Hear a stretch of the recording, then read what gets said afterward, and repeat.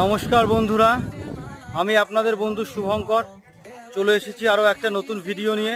আমার সঙ্গে রয়েছে আমার বন্ধু তিমির। আমরা এই মুহূর্তে রয়েছি উড়িষ্যার কোণার্কের সূর্য মন্দিরে। আপনারা দেখতে পাচ্ছেন আমার সামনেই সেই মন্দির। কলিঙ্গ শিল্পকলার একটি অপূর্ব নিদর্শন এই মন্দিরে তুলে ধরা হয়েছিল। যদিও এই মন্দিরটি এখন ক্ষয়প্রাপ্ত হয়ে ভগ্ন দশায় পরিণত হয়েছে।